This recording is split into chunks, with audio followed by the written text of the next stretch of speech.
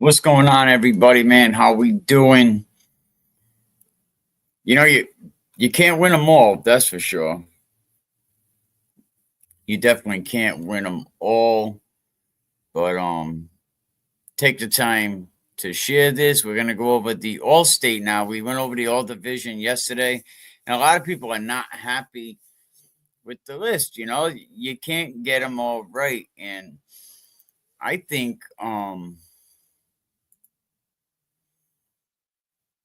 I think the coaches that we have on this list is by far, a very fair list of coaches. 15 members of the All State Selection Committee included multiple coaches from the same division.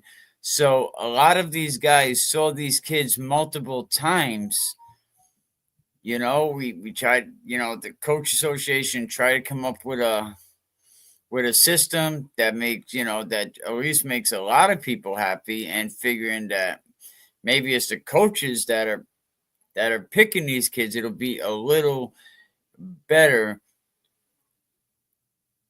but I'll tell you what, these coaches are seeing these kids, like every player in the state was seen by multiple coaches, in this meeting. So most of the guys in this meeting seen these kids multiple times. What has Rube seen? Maybe what? 10, 12 of the 43 teams? I mean, so it's tough to make everybody happy, but the linemen of the year, the backs of the year, they're automatically placed on the All-State team, which we went over the All-Division yesterday. We're going to go over the All-State right now. So what they did is all picks for the All-State team was taken from the pool of the first team of the All-Division selections, right? Now, not everybody is going to be happy. So many teams got so many picks. Hendricken, of course, winning. They got like 13 picks. That's why they have more. And I'll show you that when we go back over the All-Division. But surveys were sent out 3 times. The committee discussed players based on merit that was earned on the field. Again, most of these coaches seen these kids multiple games. I know people are going to say that there's probably favoritism, but I don't know. The committee feels very strongly. They took a stance that if a coach did not nominate or vote for his player, then he was not deserving to be on the team. So if your coach felt strongly enough that he didn't nominate or vote for his own player, then they figured that player was not deserving to be on the team. After talking to a couple of the coaches on the committee, they said, we're working on getting it perfect eventually, but this process is very transparent. It's accessible for all 43 coaches that could be part of it, and or they could be allowed to have input. They could have been present at the meeting. They could have did it by email, phone call, text message, like whatever's your pleasure. And coaches who couldn't be at the meeting, if they communicated, their concerns were discussed in the meeting. We have some good coaches that, let me get this. We have, and I think the coaches that was selected to be part of the committee, I think it was a pretty fair group of coaches. I'm going to put this, I'm going to scroll it at the bottom of the screen.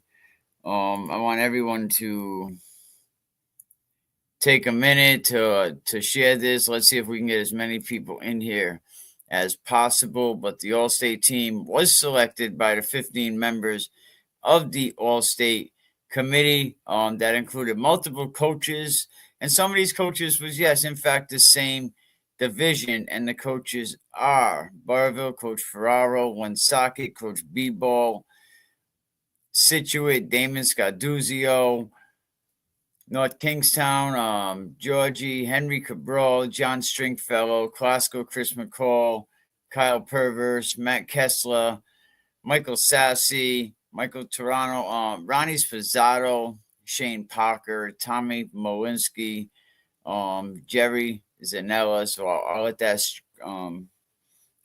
go at the bottom of the screen. But I'm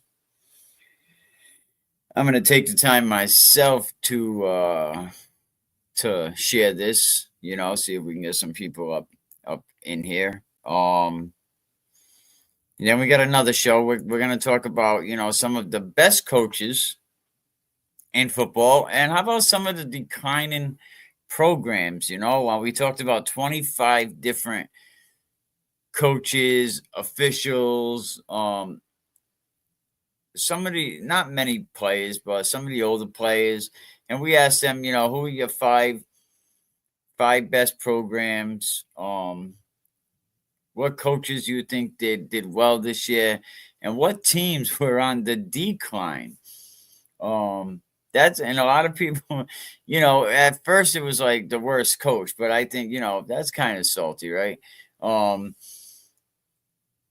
And you'll be surprised. There was a few people that were hesitant to say, "Well, I don't want to, talk about a worst coach." But I'll tell you what, there was more people willing to say, "Oh, this guy, that guy, this guy." But we're gonna talk about that a little bit later.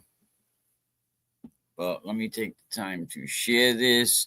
Let me get the All-State up here.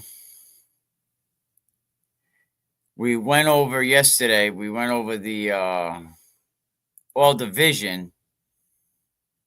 So now we're gonna look at the All-State, which has a lot of kids were on this. I think we're well deserving to be on this list. Some people beg to differ, but we're gonna go over this right now. And if you want to come on and talk about any of the picks, talk about the kids, please, let's have your input in this. Let's get the chat, Reese talking. Let's see how this looks up on the screen. Can everybody see it? I'm not sure how much I can, if I can make it any bigger. Let me see.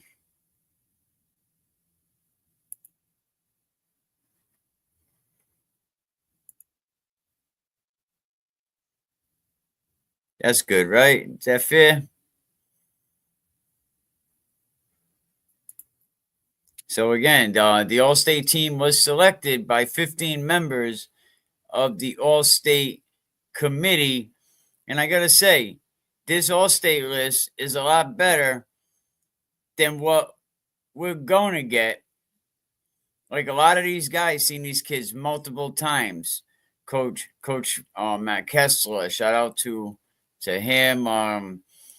Coach Ferraro, Coach Sassy, Coach Pizzato, Shane Parker, Jerry Zanella. So a lot of these guys seen a lot of these programs multiple times. So this is basically the All-State selection for the Rhode Island Coaches Association. So right now we can, if we went to the top of it,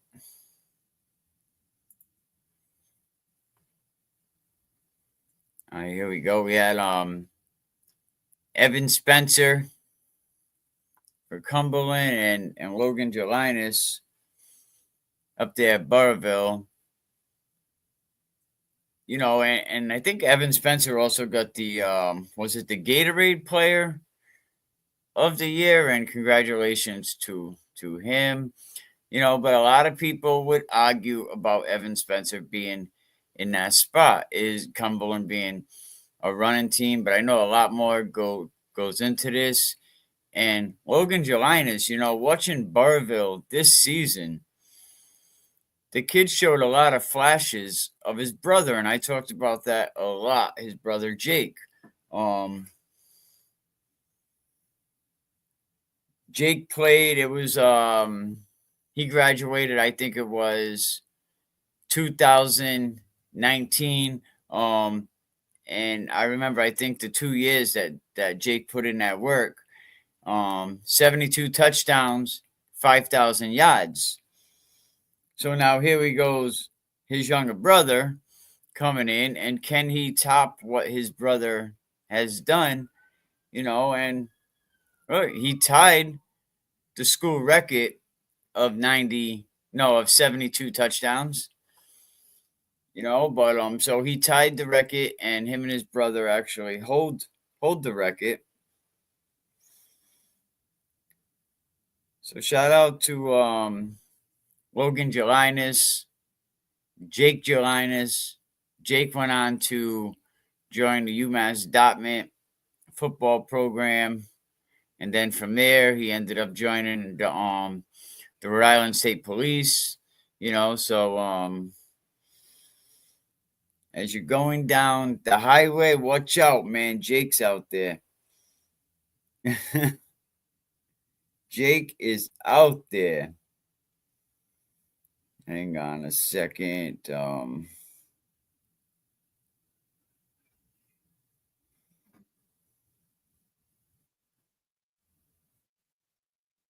Look, 2,248 yards for Gelinas this year. What does he have for a career? Top set 3,268 yards. I think he had actually more than that for his career, but he came in number 3rd in Rhode Island for total yards at 2,248. Number 5 in Rhode Island for 1,822 yards. He's ranked in the top 3 in Rhode Island for one stat, top 2 for 2 stats.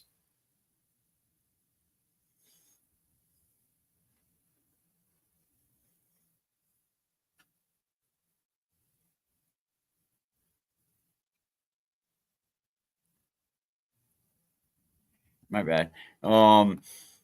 So what do we think about the quarterbacks? Is everybody okay with Evan Spencer, Logan Gelinas, and of course you remember what now this is the first team will be, on my left, and offense second team be on the right. And then second team for quarterbacks, we have Landon Husserow up at Wesley. I think Landon, what do you have? He had to have 24. I think he had 20 something touchdowns. Landon had a lot of touchdowns this year. You heard Landon's name a lot more up in Westerly.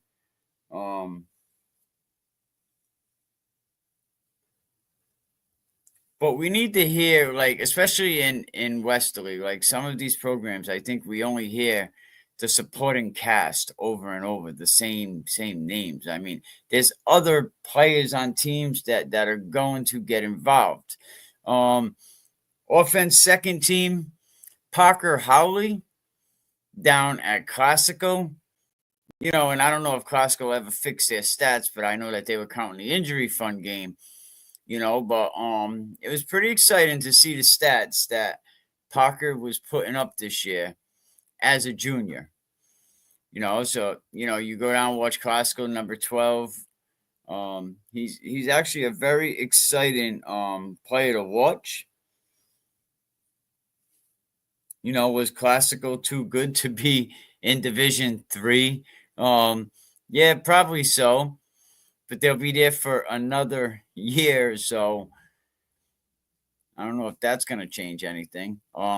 James Branch, running back, offense, first team. Not surprised in that. Shout out to James Branch.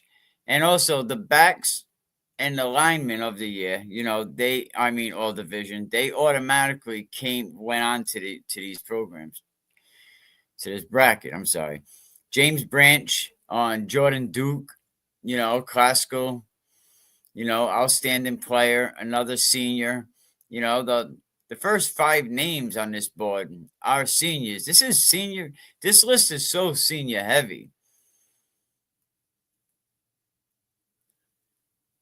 The All-State team, I notice it is very senior heavy. I find it hard to believe, right, that were we favoring the seniors? I just got to know. I got to ask that question because I'm looking and it looks very senior heavy. Am I lying?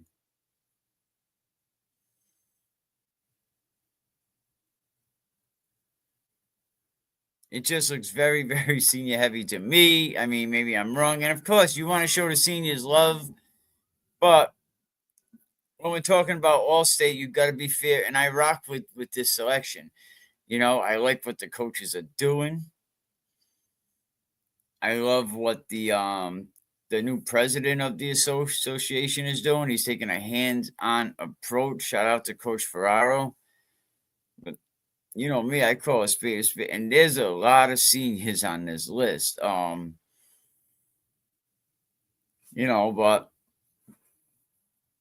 let me see, what was I looking at?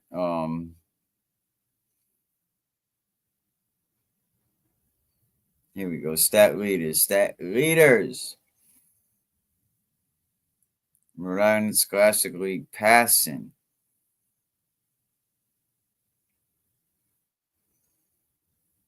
So Parker Howley had 2,540 yards on the season. And where was Evan? Let's see. Wow. And all the way down in 13, you got Evan Spencer. And this is your offense first team. Evan Spencer, right? Check this out. With 1,117 yards. What's he have for touchdowns? Let's see. Parker Howley had 29 touchdowns. Jelinas had 16 with 8 interceptions. Parker Howley had 29 touchdowns with 7 interceptions. Landon Husserow, 27 touchdowns. Amazing, man. 27 touchdowns with 2 interceptions.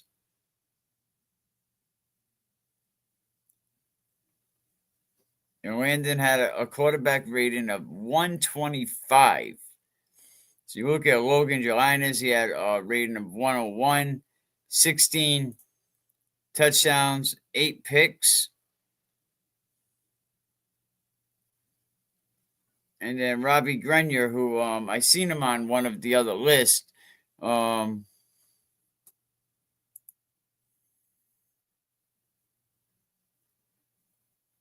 Okay, shout out to Coach Kessler. He said they talked about class not being a factor. But do you see how people can look at the list and kind of say, wow, it is pretty senior heavy, man. But shout out to Coach Kessler, man. Very involved in the football and them are the coaches, that we need. Coaches that, support the program, that just are not doing all crazy things like some of these other coaches that we hear about. Kessler took over, for Art Bell. Rest in peace, Art Bell, the mighty legend. So we had so we're looking at the running backs now. I think James Branch, definitely deserving to be there on year in. James Branch, 300 yards against Coventry. I mean, I'm not surprised because the coaching on Coventry is horrendous. Anybody that played them knows that. And we're going to break that down because, that staff, especially the head coach, is fitting for the topic I'm going to do later. Most underachieving programs. most underachieving staffs. Gotta be Coventry. Gotta be. Jordan Duke over at Classico, he had a good year. His brother, isn't his brother in the NBA? Let's see what Jordan Duke had. Let's go over to Russian.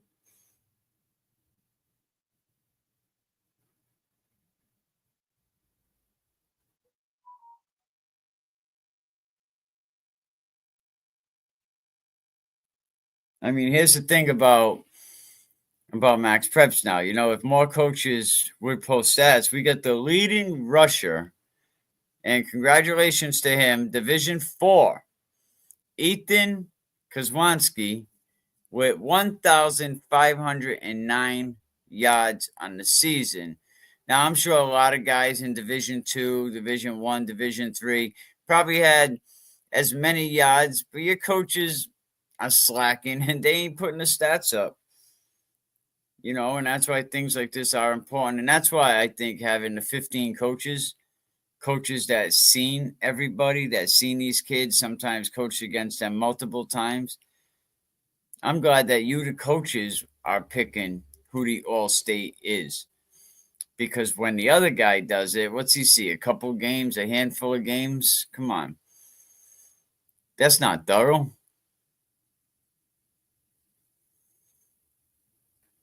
You know what I mean? Absolutely not. Because how many games does he get out to see? Well, all right, yeah, I talked to coaches like, this is your guy. Hideous. Embarrassing. This is your guy.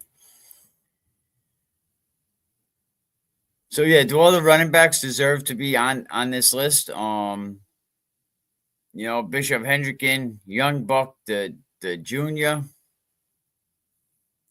James Branch, 300 yards against Coventry, like I was saying. He busted one for like 99 yards, basically just about 100-yard run.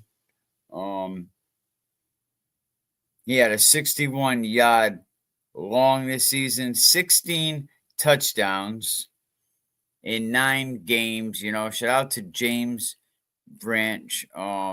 Definitely would be back of the year, and I don't think anybody could disagree with that. If you look at these 4 backs, right, every division was represented by at least 3 coaches, but also every coach in the state. Yes, and I said that earlier. Every coach in the state was invited to participate. So, did your coach participate?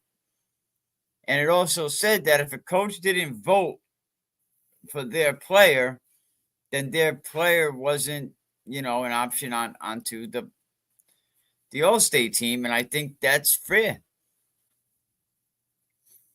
Which I'm going to take a minute to share this, which I just kept saying that. Oh, yeah. Somebody wanted to come on and say hello to everybody. Listen, no one's going to give you more coverage. No one's going to be at more games. No one's going to be more informed. I'm not just some guy sitting in his basement spouting off about who's winning games and who's doing what. We're real. The rebellion is real. Providence Journal coverage is going to be real this year. It's almost here, 3 days away. Dude, like, I can't with this guy. Like, I think it's embarrassing for him to even, like, light's kind of bright. I think it's so embarrassing for him to just to be able to, say that, like, oh yeah, please come check out the Providence Journal. Like, why? Where's your credibility, man? Where's your credibility?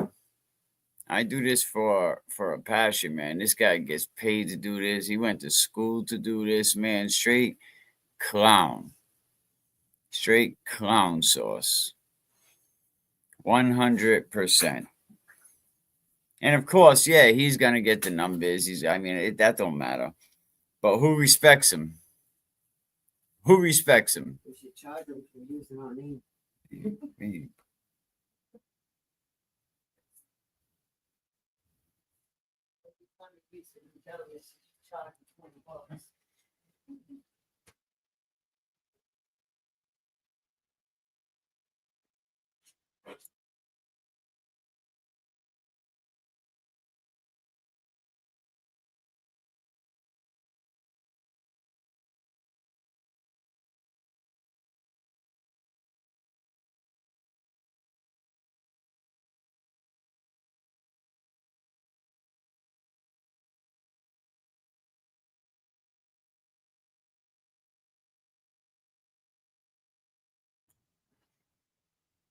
My bad. I lost my train of thought. Totally. Totally.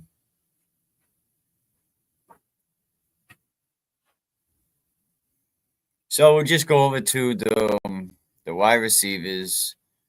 Oh yeah, I'm sorry. I'm sorry. Shame on me. The running backs over in offense second team. And I just seen him. You said somebody wanted to come on and say hello.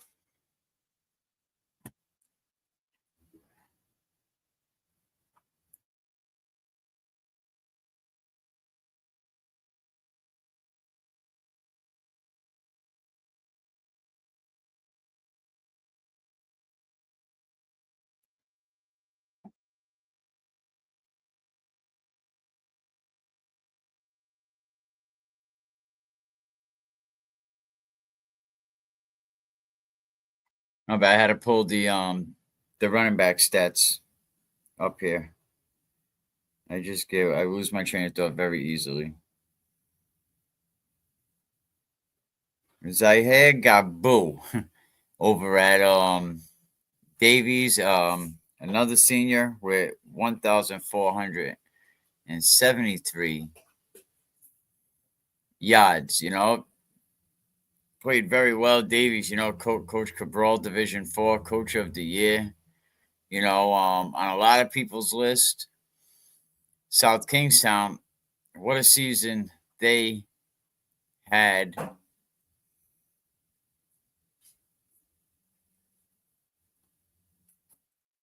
Jordan Chalix, if I said that right, hope I didn't butcher it, but 1,064 yards on the season.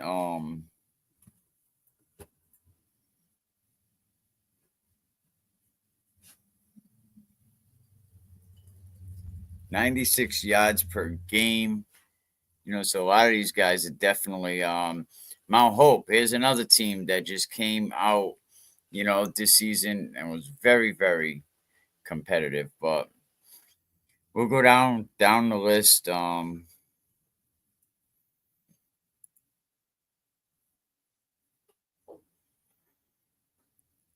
Timothy Stitchell, wide receiver over at LaSalle. I'm in Northup Reed. Khalid Williams, a junior over at Westerly.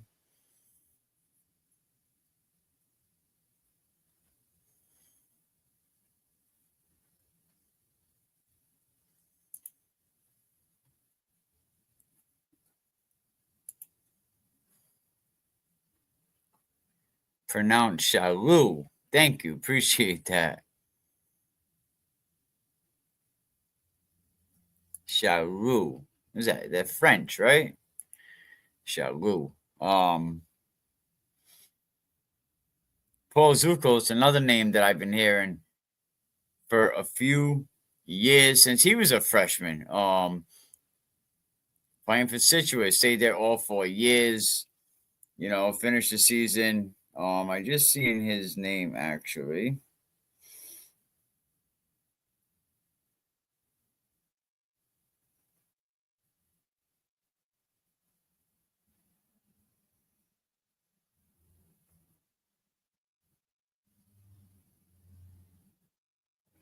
$1,285 yards for Paul Zuko's over there in Situate, man. Wide receiver second team, Kyle Swanson, West Warwick, another great player, played great for 4 seasons. You always see that number 7 ripping right across the field. Second team,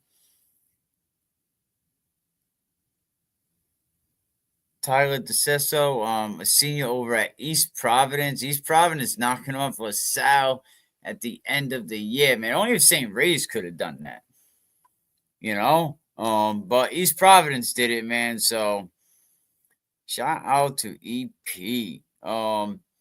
Second team, Ponagansett, Trevor Light, another kid that played great over there at Ponagansett, a senior. Like that senior class at Ponagansett, when they came into the program, they was in a Super Bowl as a freshman. Everyone knew Ponagansett was going to be in that Super Bowl again.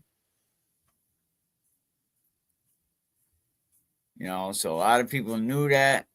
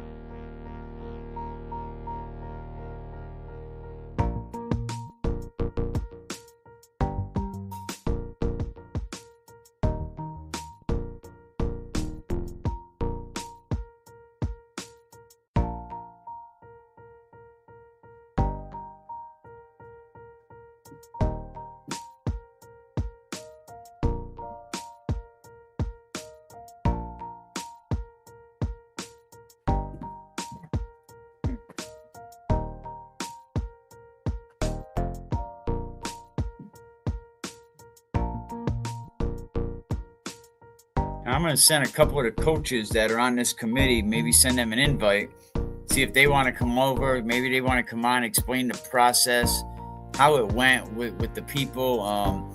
Not sure because you know how it's all top secret over there at RAIL. But so let me send this invite to a couple of coaches. And also, I'm also going to bring up the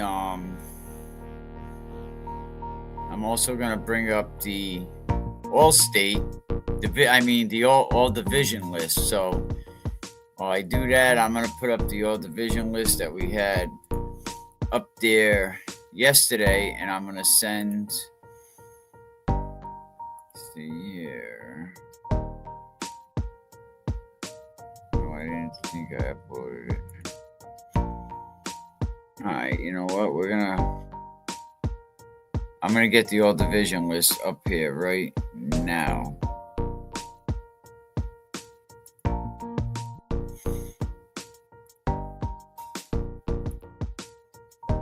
What's going on, man? We back back.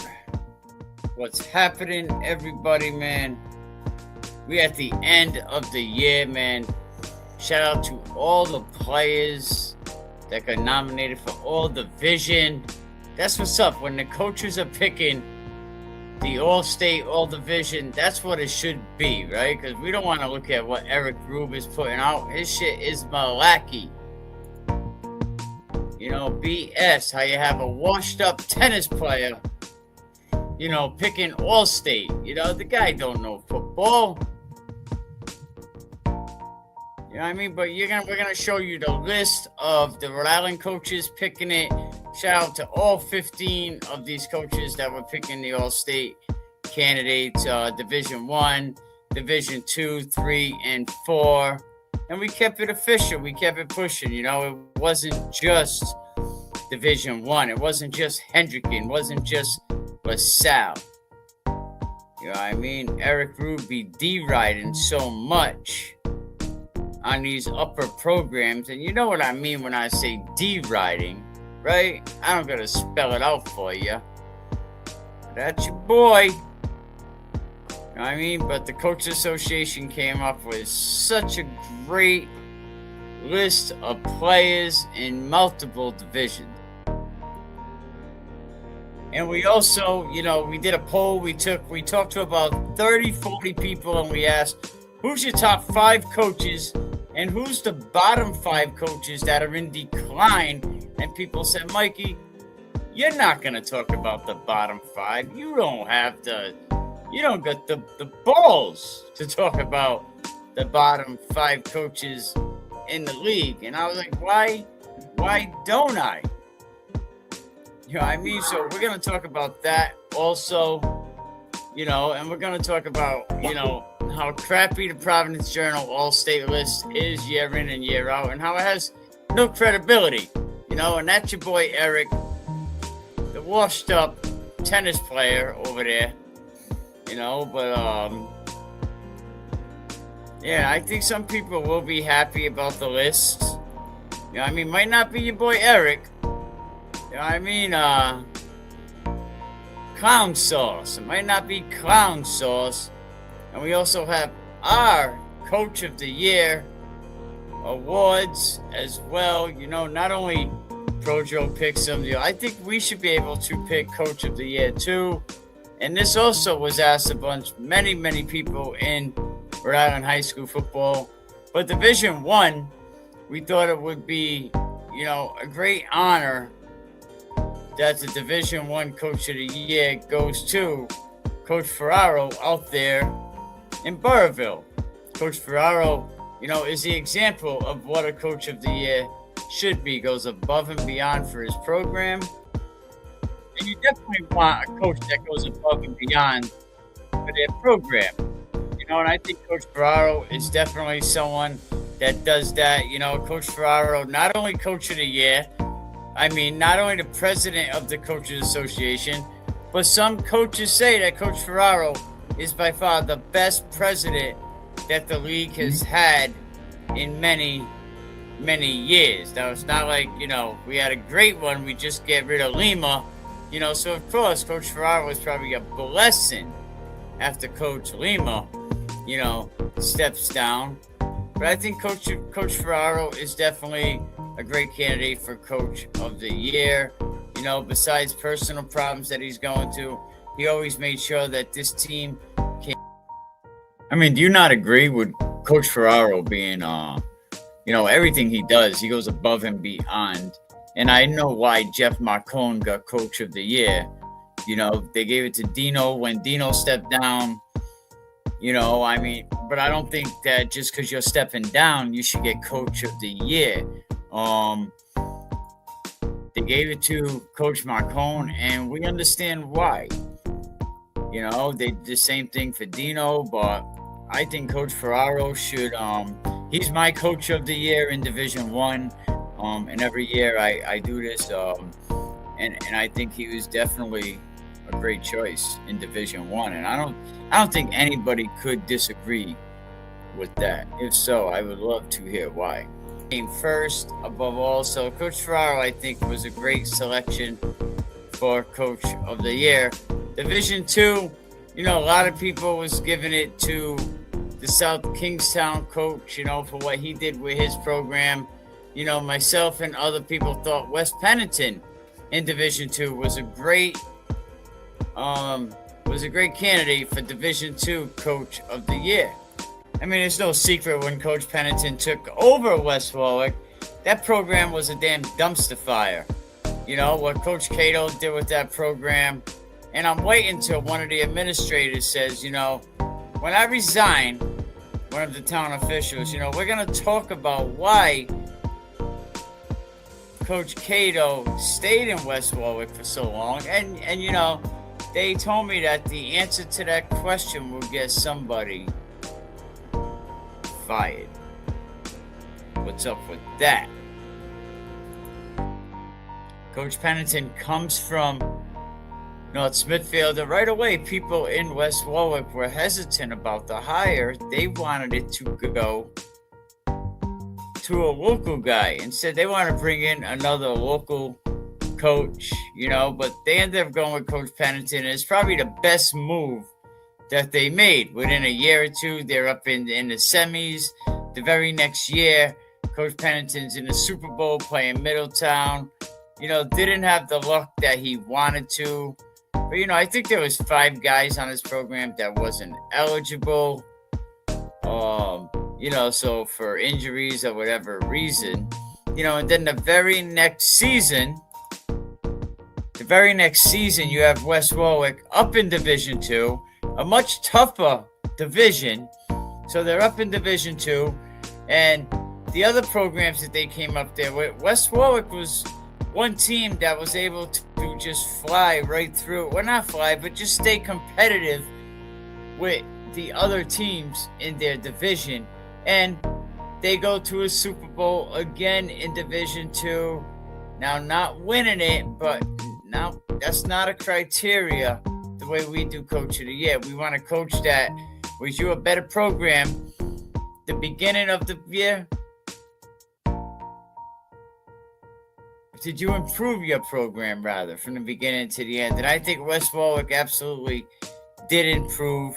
So I think Coach Pennington was absolutely, he just edged out Jerry Zarella up there at SK just by a little, even though Jerry beat him.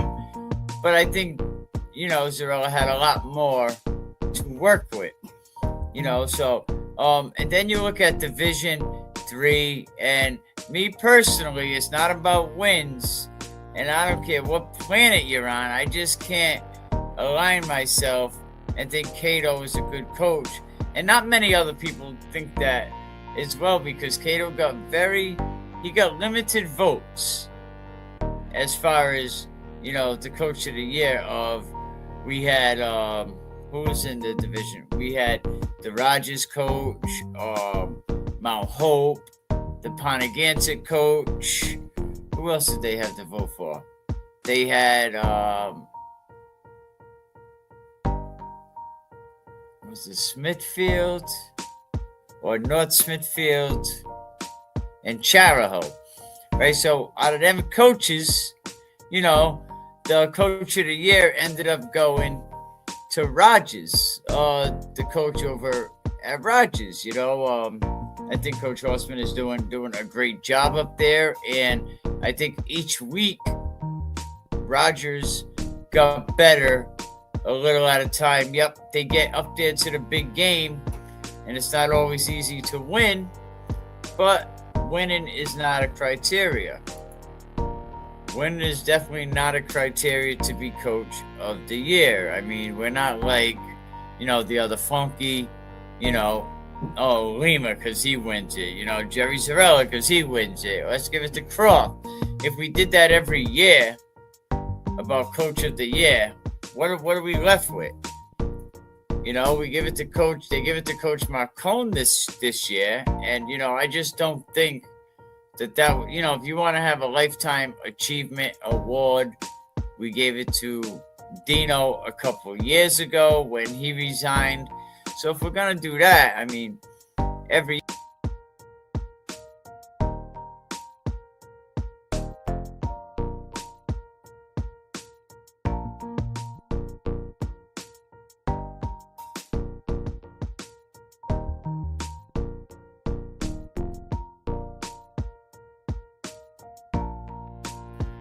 My bad. Shout out to Coach Ronnie Spizzato. He said, I think some coaches took class into account. How we said there was a lot of seniors. It was senior heavy. Every coach has their own criteria.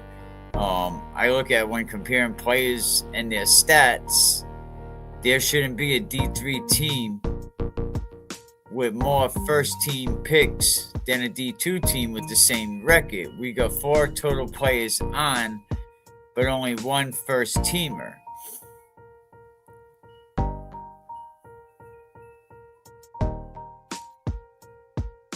There's teams in their own division that got more first teamers than us, and we finished 3 or 4 spots higher than them. Okay. Shout out Coach Pizzato. You're also welcome if you want to come on and explain how your process went. So I guess every coach had their own process when it came to coach of the year. I'm sorry. The picking the all divisions and the all state. Yeah, somebody resigns, we're gonna make them coach of the year just because they resigned. No. If we want to have a lifetime achievement award, or something similar in nature, what's the criteria? Does the coach have to be here, over 10 years?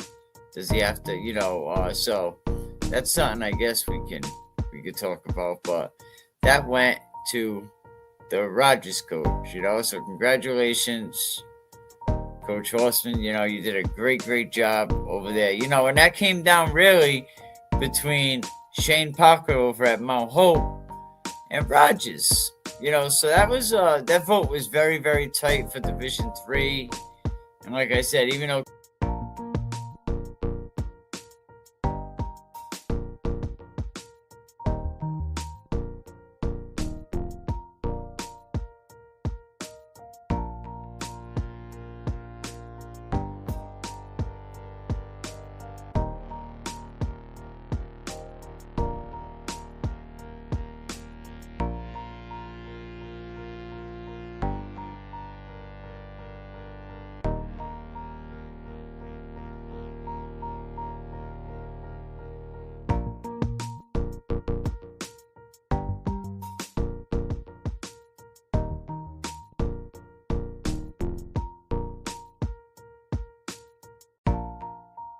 Cato won it, he really didn't get as much votes as you would think he would get. But we'll talk about that a little bit more when we do the worst 5 coaches. Not saying Cato's going to be in that argument, but he could be an honorable mention. No cap. So now we go to Division 4. Division 4 Coach of the Year. And of course, with only a few teams in Division 4, so we had to look at, all the coaches. Situate had a good run, but I think the problem is Situate being beat by EWG at the end of the year really threw a wrench in that. Who the hell seen that coming, right? Who's seen EWG, right, putting the brakes on Situate? Like, nah, you stay right there. Shut them down in their tracks. Like, that had to be the upset of the year, man. Like, I didn't see that coming. I don't think anybody seen that coming. Situate was burning through that division. Yeah, and they had the class to definitely do it, man. But sometimes you get to that moment, anything can happen. Maybe you don't have the eligible players. I know a lot of players are cut around that time for academics or whatever, or I don't know. But everything you threw, EWG was shutting down, man, and I think that might have saved Coach Stringfellow from that list. That game, so that kind of screwed that up for that situation. So, we had to go with, I think Coach Cabra, it came down to, excuse me. it came down to Coach Cabral and I think the North Providence coach. So congratulations to Coach Cabral in Division 4. Coach Horseman up there.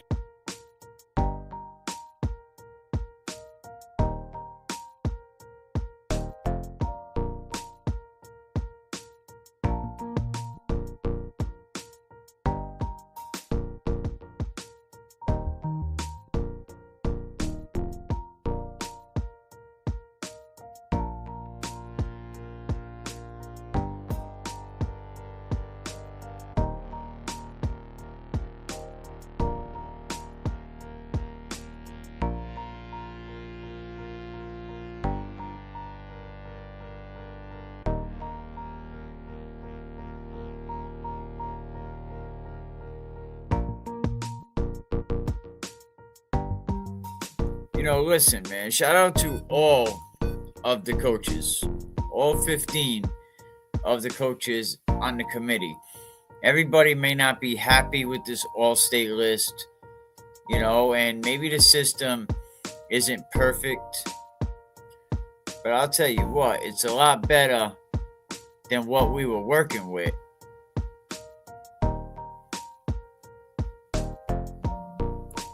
And I think everybody can agree on that. And a big shout out to LaSalle, Terrence Campbell, and North Kingstown, Liam Kennett. They actually, they're going to go to URI. URI is doing a lot more now for these Rhode Island kids that the UMass Dartmouth have been scooping them all up. Coach McCormick's been doing a great job. Just won his third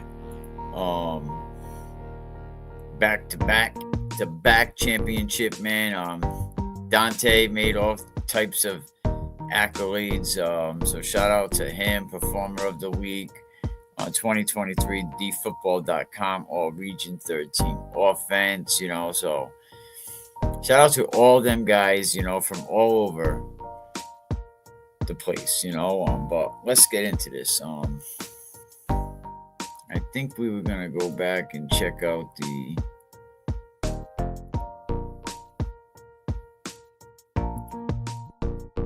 now maybe we can get a coach, that was part of the committee to come on and explain how we got to these. You see Bishop Hendricken at the bottom with let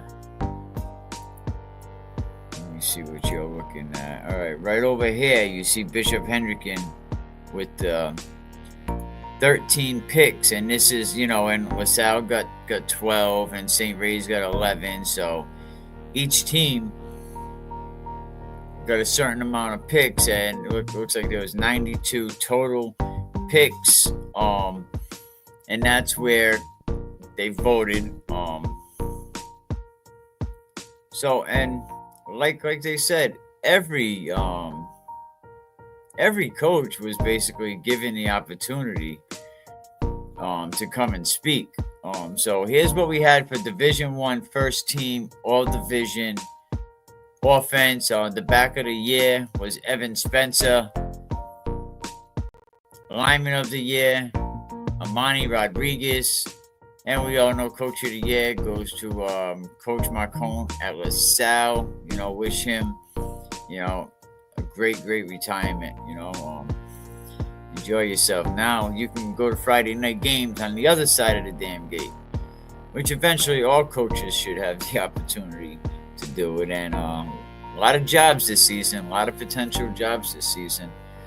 While I let you guys go over this list, I mean, we could talk about certain players if you want, but a lot of head coaching jobs I think are gonna be open. There's rumors of Mount Pleasant. I still stand on Lima's going to end up at LaSalle, and that's why Lima hasn't came out and denied it yet. Kids up there at Cumberland are kind of like, go ask. I'll tell you what, Cumberland players, go ask your coaching staff when are we going to begin weight training, and see what they say. But Lima, from what I know, Eric said that Liam Cohen isn't strong. Like, that ain't enough to get Lima the job. And I was like, that's how Lima got the job. You know what I mean? Liam making $7 million a year, big LaSalle alumni. His father was the coach. I know how LaSalle works when it comes to that. My boy Billy V, shout out to Billy V. He has a foundation up at LaSalle, and it's called the Billy V Foundation, and it raises money for kids that want to go to LaSalle and want to play RAIL sports but can't afford it. There's the Billy V Foundation. So, rest in peace, Billy V. You know, good man. But yeah, so I think Lima is going to get that LaSalle job.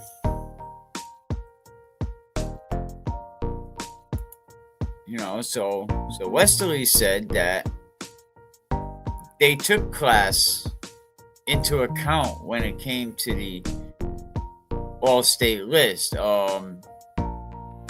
Daniel Cummins, man, what a special player he is going to be.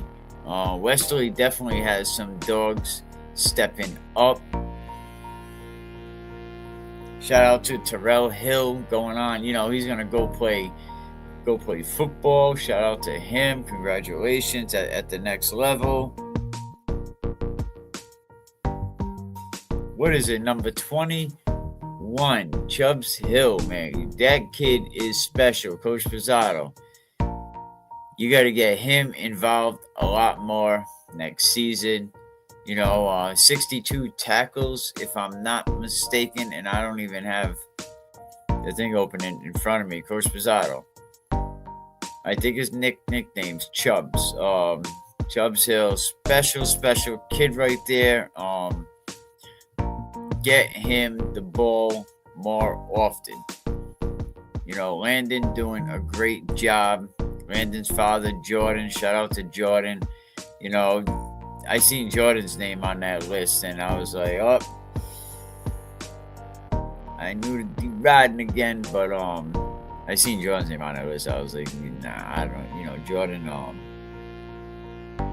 don't think he has the time. But Jordan did a great job with both of his kids, Landon and Aiden. I watched them kids play youth football. You know, I said, who's that crazy coach? You know, who's that crazy coach? He's yelling at the kid, and it was like, the crazy coach is his father. And you know, I ended up learning that, you know, Joe's not crazy after all. You know, he's passionate. He was passionate how he was training his kids, how he was teaching his kids, and he done a great job. He done a great job with both of his kids. So shout out to Landon, Aiden, Jordan, you know, all you guys. But back to this list. All right, so first team all division. Everyone had a chance. First team all division defense.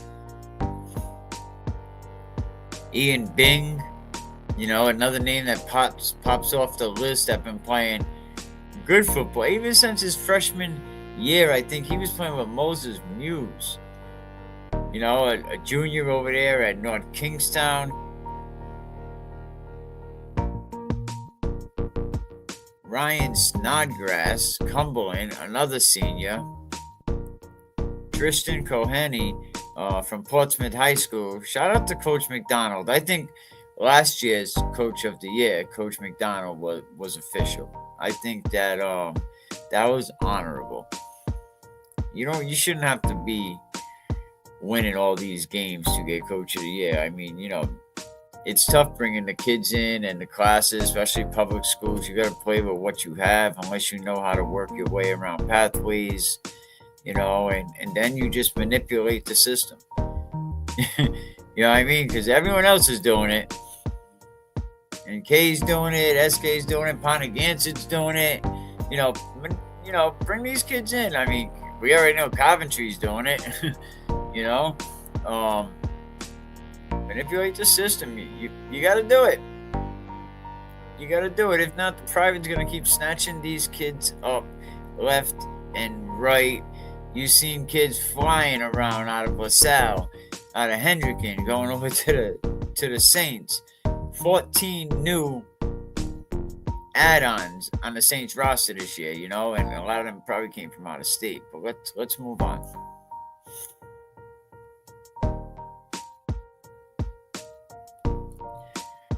So Division I, second team, all division special teams. Martin Kelly out over at Cumberland. Liam Kennett, he has the URI deal. Now Bishop Hendricken had, but they have 13 picks overall. Senior. I mean, you know what? This is senior heavy. Yeah, this is senior heavy. But I guess they're saying everyone has their own criteria for it. I mean, that's crazy. I don't know. This is the second team, all division.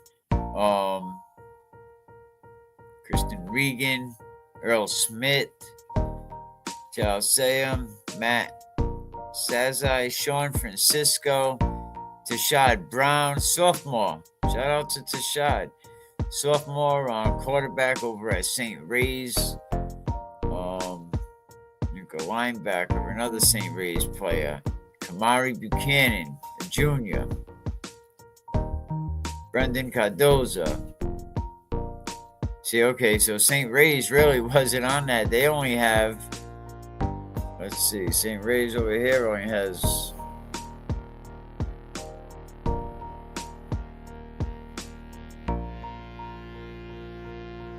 they only have one senior.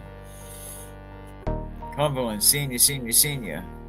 Hendricken, junior, senior, okay. LaSalle, all senior heavy. Division I, second team, all division. So North Kingstown, they went with their junior class for their second team. Central High School, shout out Mike Washington, AJ Vega, Ramal Richards, a junior.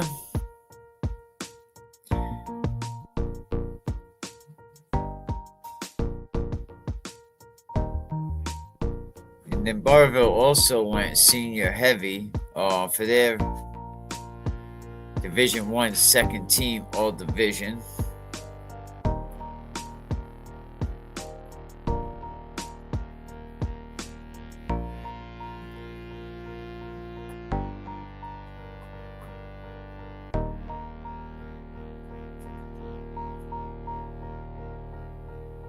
And if there's names of players, your players, I was told, like, if there's any names that are not on here that should be on here, you can inbox me and I'll get it to the right people, or the right people. Division I, third team, all division.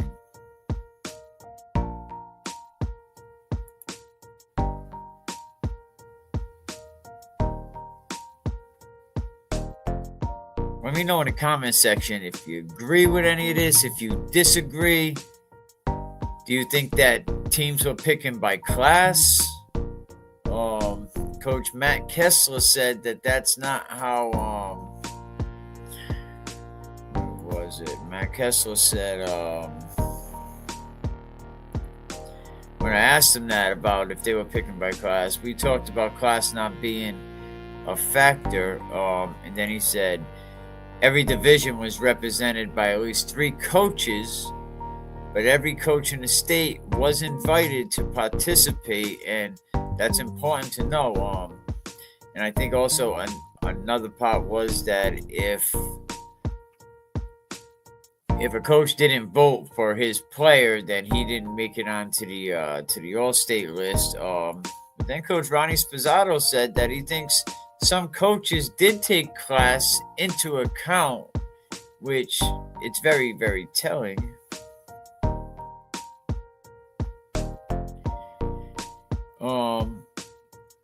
He said every coach has their own criteria they value. For me personally, division, strength of schedule, and team record are things that he looked at when comparing players and their stats.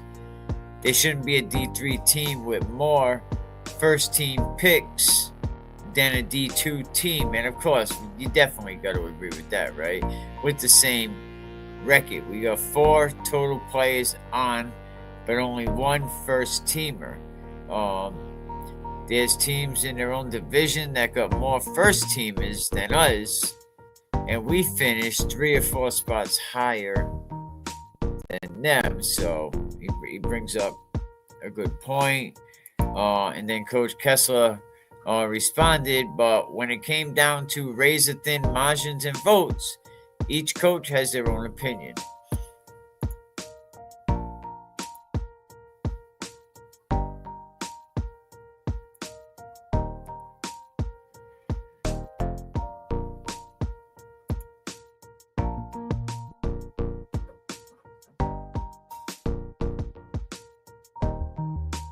We have Division 2, first team, all division, offense, and special teams. And then South Kingstown had the most picks at 13, Westerly with 12 total picks, West Warwick with 11, East Providence with 10. You had Lincoln and Woonsocket each with 9 picks. Moses Brown, Middletown, Coventry, Tolman, Shea. They all had 6 picks, with a total of 104 total picks for Division 2. And you can see all the way on the right the position breakdown, what they wanted to get. 1 quarterback, it looks like, in Division 2. 4 running backs, 4 wide receivers or tight ends. And for the O-line, 1, 2, 3, 4, 5, 6 O-line, a flex player. And on defense, you had 5 defensive backs,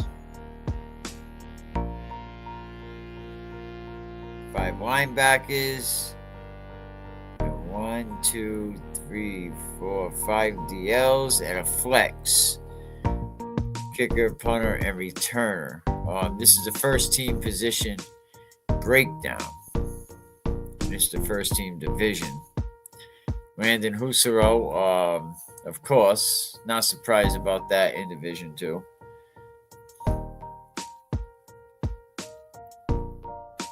James Branch, definitely does that.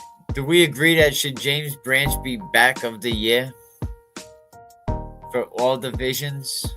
I mean, he definitely has the numbers.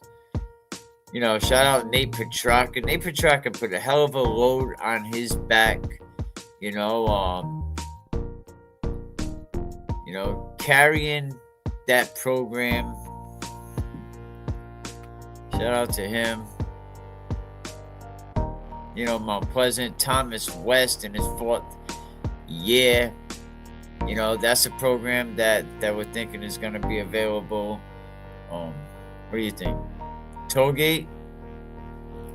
I mean, Tollgate should have went to someone else. I know Coach Maselli, he tried it. But it was just past his time. Tollgate needs somebody with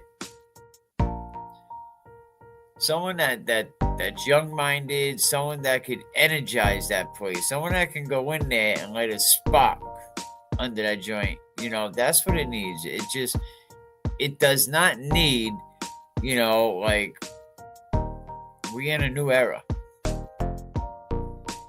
I know we proved that point that younger ain't it, but Coach Fortin, man, there you go. There's a job for Coach Fortin. But I know a lot of jobs going to be available, and a lot of people are going to apply, and hopefully these people have at least assistant coach experience. You know, we can't have another mess like we had with the Coventry coach. You know, no experience coming in, just falling flat. Shout out to Dan Cummins over there, the freshman, the one Coach Pizzato was actually talking about. Boy, from game one, you watch this kid Dan Cummins, and he just magic, man. He just goes up there and catches the ball. Yeah. How about Kyle Swanson up there in West Warwick? Tyler DeSico in East Providence. Griffin, the outside linebacker, number 63, the Moose. That dude is huge. Shout out to him. Yeah, shout out to everybody, man, that made. This is the list, though. You know, I mean, I know a lot of people still say, "Oh, this list isn't it," but we gotta respect it and make it work. And if you disagree with something, send an email into the Coach Association. Recommend something. Should it be by class? Should that even be a criteria?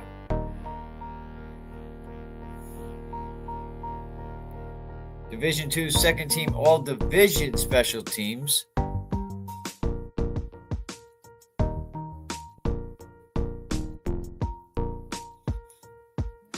Calvin Hill the third, he was the one I was talking about earlier, man. The kid could ball out.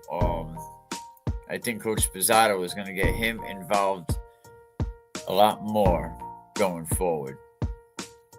Jack Sperenza, man. Shout out to Jack Sperenza, man. Watched this kid as a freshman, and I was just blown away.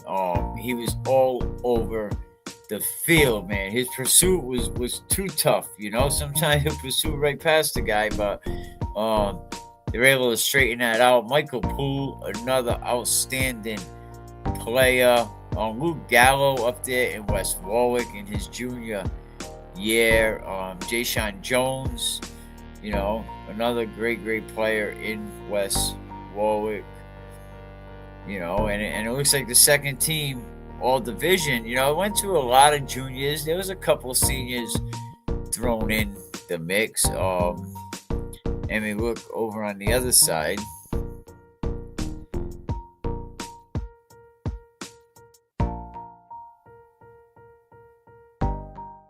Ason Jones, you know, a senior at Coventry, you know, played great football, him and his brother. Eddie Banks over at Mount Pleasant. Tyler Simmons at Shea.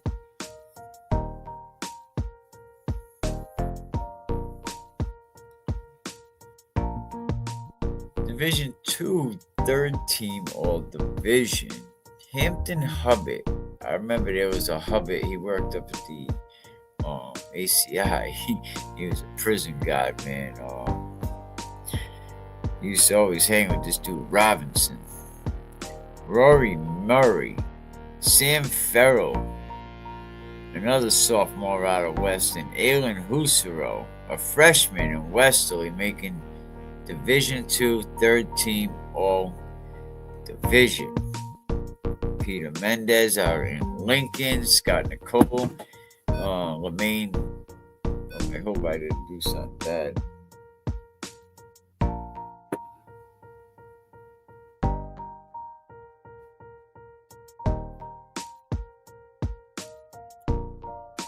Alright, cool. We still good.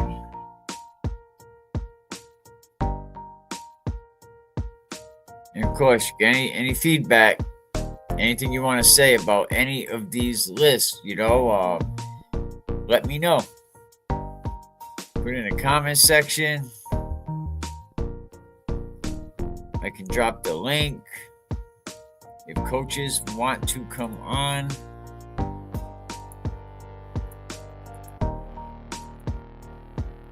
you know, keep it of course, keep it civil.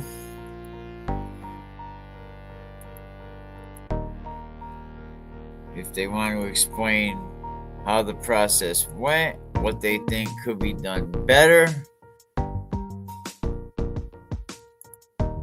you know, you can just copy and paste the link.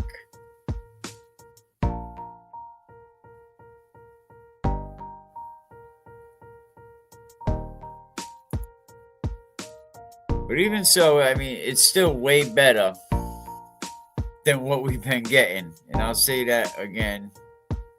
It's definitely way better than what your boy be doing.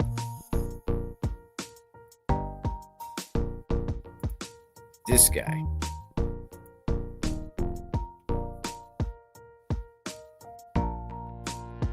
Listen, no one's going to give you more coverage. No one's going to be at more games. No one's going to be more informed. I'm not just some guy sitting in his basement spouting off about who's winning games and who's doing what. We're real. The rebellion is real. Providence Journal coverage is going to be real this year. It's almost here. 3 days away. I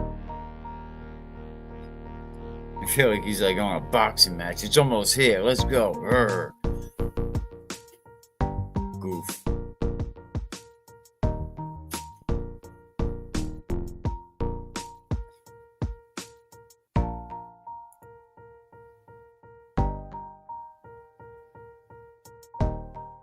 Division III awards: Jordan Duke, back of the year. Lineman of the year, Tyler Bergeron. Ponagansett. I'm telling you, that senior class at Ponagansett was real. Like, they were very, very good. You know, then they go up against Barville, and it's like they hit a freight train. Like, can't go no far. Like, I mean, yeah, Barville's in Division I, but are they a Division I team? Respectfully, no. I'll be the first to say it. I'm the first to tell Coach Ferraro that. You know, are they a D1 program? No. You see what happened when they run up against NK. Do they have the heart? Absolutely. Do they have the coaching? Hell yeah. Take Barville staff, put it in Hendricken. Take Hendricken staff, put it in Barville. Different results.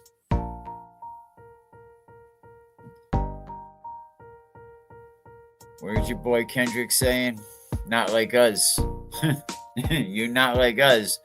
You know, and some staffs are just like that. Like, you know, some staffs can. I remember when Barville a couple years ago playing Westerly, you know, and Westerly's running down on teams 61-0 all season long, going with the single wing. You know, they go up against Coach Ferraro, boom, he shuts it down, right? Because he recognized it, watch film, do your due diligence, you know, and of course, you know, Coach B-Ball right behind him. Shit, that worked for them. I'm running what they did. Let's load the box. Single wing. What are you going to do? You know, Coach B-Ball goes on to winning back-to-back championships. I'll tell you what, that season, too, Coach B-Ball got beat 61-0. He'll tell you this. Coach Eddie Olette will tell you it was tough trying to stop Tristan Toronto. He was his own locomotive. They did it, and when Socket went on, didn't lose another game after that. Ask him. But shout out to Jordan Duke. You know, hopefully you go on and have success. His brother's in the NBA. Shout out to him. Jacoby Tavares at Costco, a junior. Ben Martell, you know, at Mount Hope. Another junior, you know. Marcelo Russo. Khalid Rock, another senior over at Ponagansett. See that senior class at Ponagansett, a lot of people could have went in there and coached it. Like, they were good. That team was pretty good. And in this one, Costco ended up with 13 total picks. And Pilgrim, I'll tell you what, Blake was pretty smart. If you pay attention how Blake played the RPI, he knew that I'm going to play. He's in D3, right? He's playing D1 programs. He's playing D2. He said, you know what? Maybe I'll lose. But if I lose, as them teams keep winning, you're going to get points on the back end, Trudy. I think the opponent win percentage. He was smart. He thought of that. A lot of people didn't. And here's what the teams got for picks. For a total of 98 picks. 1 quarterback, 5 running backs. You had 5 wide receivers. A minimum of 6 offensive linemen. On the defense, you had 5 DBs, 5 linebackers. A minimum of 5 defensive linemen and 1 flex position.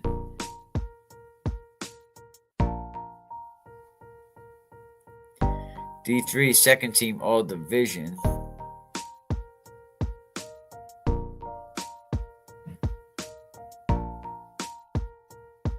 I swear, now you're coming. I think I went to Bridgeton with his father.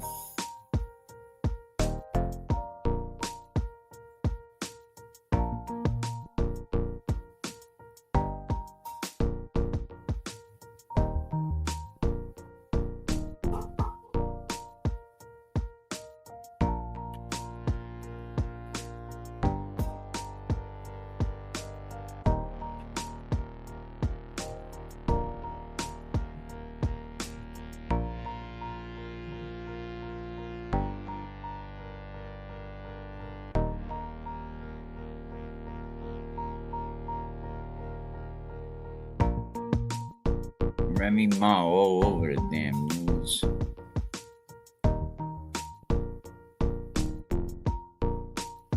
Division 4 awards. Back of the year.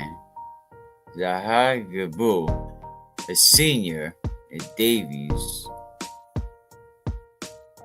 Lineman of the year, Tyler Gosside over at Tiverton.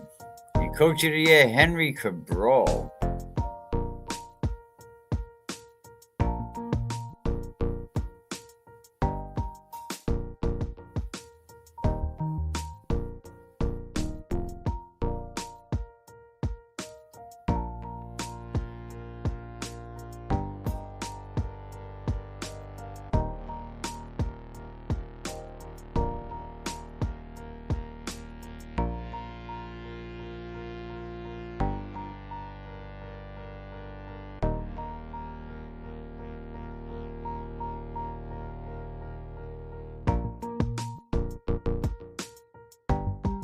Did I go right by second team?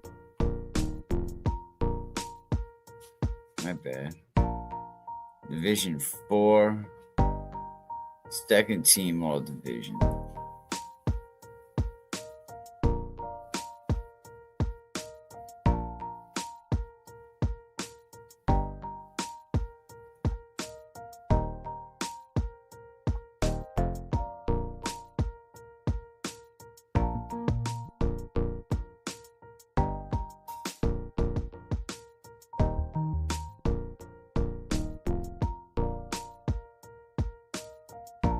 Division 4 third team.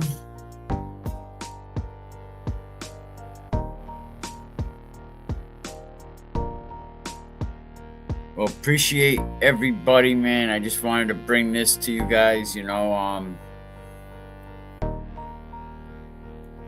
again, here are the awards. Division 1, Division 2, Division 3, all the backs of the year, the linemen of the year, coaches of the year. So congratulations to all the coaches, all the players, everybody who's in the States. Congratulations.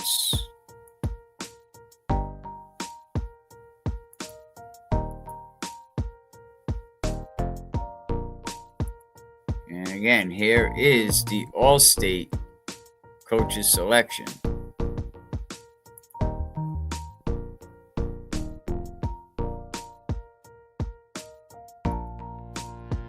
I will have them published. I'll get them up there on the website. No problem. Again, you all could go back and review it. You could watch this and you can mute my big ass mouth and check them all out.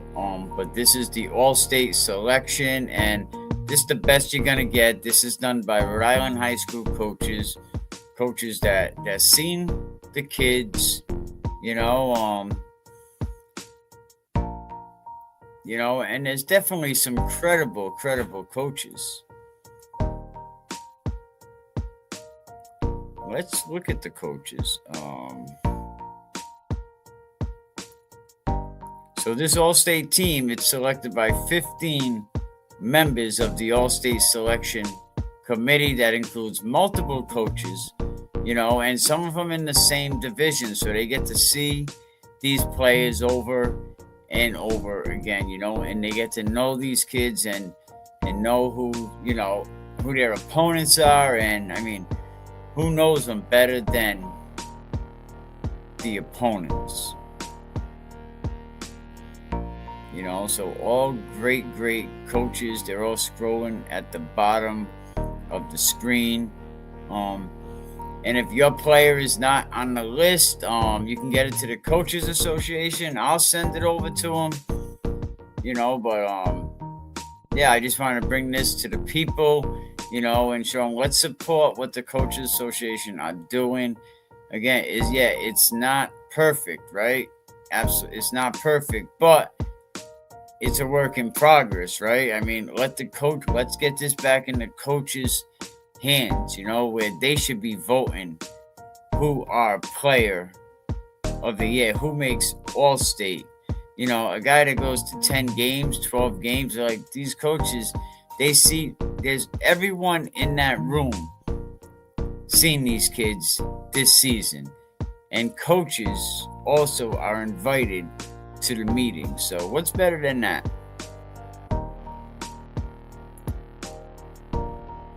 What's better than that? I'm gonna leave you with this. At Rogers, congratulations to him. West up. Fair job. Some people, they don't results you want. Right, and to be honest with you, I honestly, you know what? I'm gonna play that by itself. I don't want to. I'm gonna play that episode by itself. But yeah, you're definitely gonna wanna see that one. That one's good. And we're gonna be talking about the best. We're gonna find top 5 coaches in Rhode Island high school football that, their program is better off now than it was at the beginning of the season. And let's look at some of the more teams that are on the decline. Let's look at some programs that are on the decline. I mean, there's all types of reasons why somebody would be on the decline, but I definitely don't want to call the coach out, right? So here we go again. I'll leave you with the states. Appreciate y'all. Let me get this a little bigger.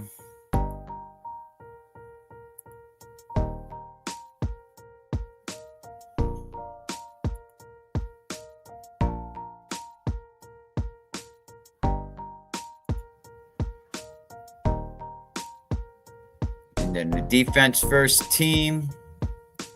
I just wanted to make sure everybody was able to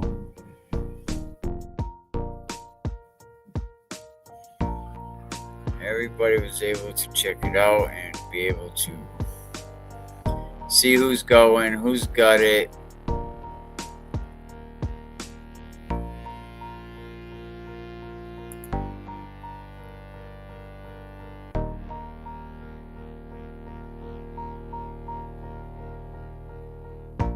Appreciate you. Is over. Honestly, I think exactly what this state needs. We've always needed a platform where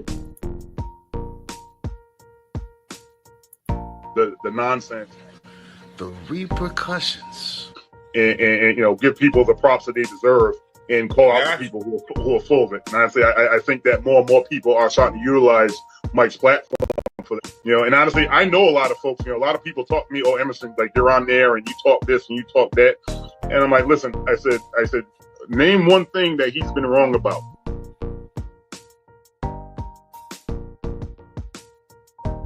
And then there's silence. But boy, Right. Because they know. Because honestly, like that stuff that's being exposed, they're like, oh damn, how did he find out about it? And again, Mike has his sources, and I never get into that. But at the end of the day, what he exposes is the truth. And people don't want to hear that. They want to hear the watered down version. They want to hear, I don't know how he found that out, blah, blah, blah. But, they want to duck and dodge and this and that. There's no need for that. It's like, okay, we need to bring a level of respect back to, coaching and administration and stuff like that. And honestly, when people get called out like that, they call out the nonsense. And that's exactly what we need. Y'all better stop playing with that boy. Oh, yeah. That's right. They call out the nonsense. What's going on, everybody? Welcome back. We picked our criteria for Coach of the Year. Stay tuned because we are going to break down the Division I Coaches Association now. I think they did a fair job. Some people, they don't really agree with a lot of the moves, but we're going to talk about that today. But first, take this walk with me. A lot of people was like the Alejandro situation. A lot of coaching jobs open up. And I've been firm with it. I said to Jimmy Cook, and I said to Anthony Alejandro, we're going to be keeping an eye and seeing how you guys are doing this year. Like what you are doing. And ever since Alejandro was on Shea Raiders, he was absolutely on Shea. Okay, we back, man. What's up, everybody? The top 5 coaches, 5 programs in decline. We're gonna talk about that coming up soon. That's gonna need a show like all by itself. Top 5 coaches. The bottom 5 in decline. Now, this ain't only my list, like we did with Coach D. We asked a lot of people, that we talked to, around Rhode Island high school football. What do you think? Give us some teams that are in decline. What programs are suffering? What programs are slacking? And what programs simply just don't have the right coach in place, or maybe their coach is the game has passed them. And one of the top 5 programs, I know one of them coaches, the game has passed them. Another one just has no business being a head football coach at any time, in any state, in any program. And we're talking about the Okies. The last couple of weeks, people have been, we've been hearing from not only parents. Where is this email? Not only parents, but we also been hearing from alumni,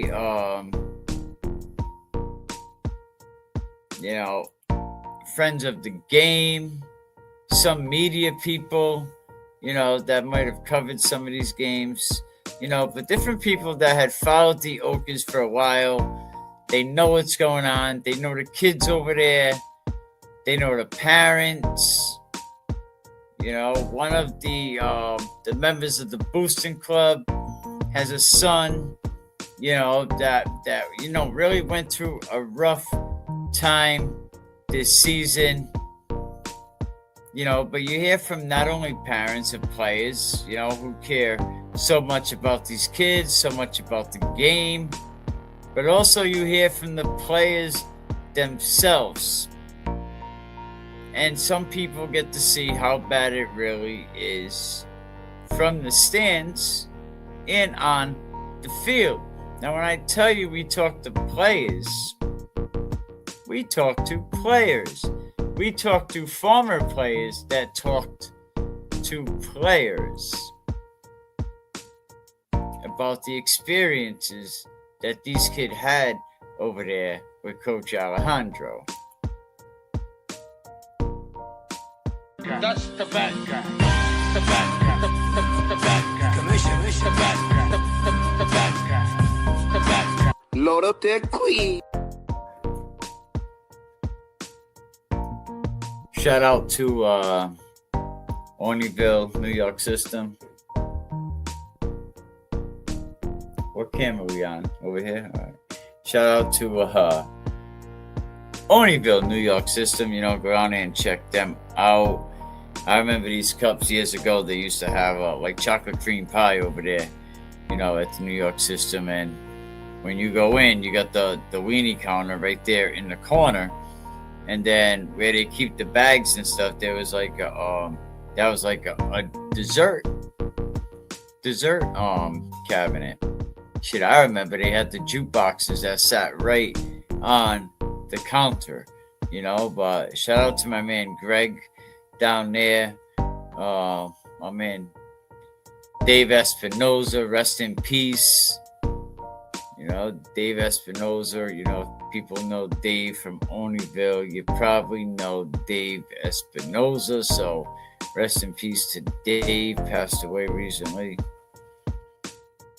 Yeah, get down to the New York system and check it out. Tell him Mikey sent you, you know. But, so yeah, where were we? Oh, we talking about Alejandro.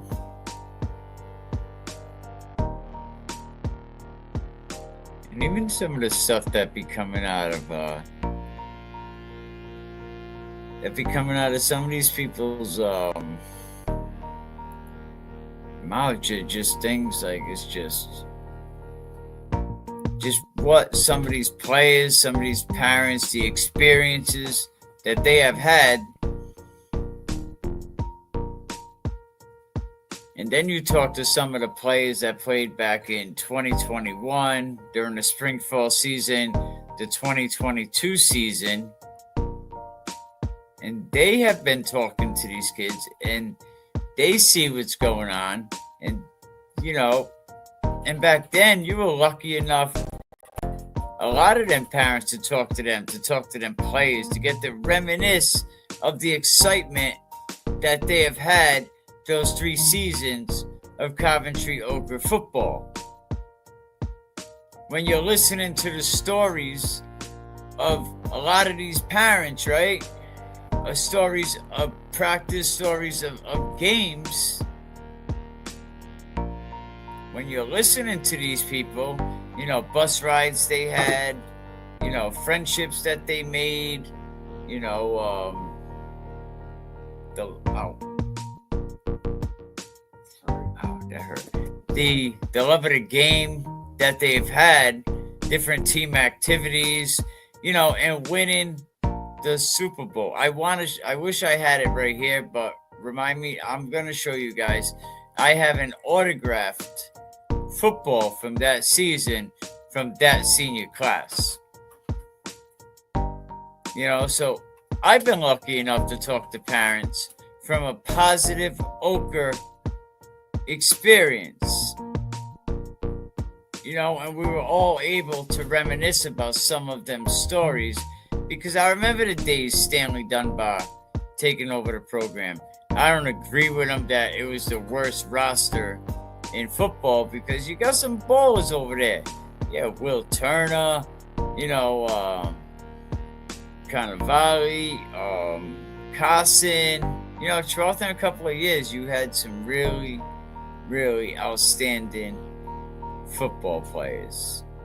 And the coaches and the players together, they did what they do, and they coached the program. You might remember after that 21 season, Coventry was trying to fire that staff, and we did the podcast and everything, and that was our fastest audio podcast to 1,000 listeners overnight. You know, so But yeah, because people are like, how the hell do you win a Super Bowl and you're getting fired? That was just crazy. So Coach Goodhart and his staff, they got a little, stay of execution, you would say. And then, but that sentence was eventually handed out, but Coach Goodhart was kind of slick with it. He resigned before they had a chance to say anything about, we're going to let you go. Nah, here's my resignation. Have a good day. And you can actually come on the podcast, go back to Thanksgiving, 2 years ago. And Coach Goodhart called us right up. And he said, Mikey, I thought it's only right that I share the news with your listeners. Shout out to Gary Goodhart. I hope everything's doing well wherever you are. And he said, I officially resign from Coventry High School. So he ended up resigning, but this is what they wanted. They wanted to get rid of a guy like Gary Goodhart, who held the kids accountable, made them watch film, held them to the law. If something was law, then this is what it is. Yeah, big shout out to Coach Goodhart. But the point was, them couple of years, it was so positive. And them coaches taught discipline. And discipline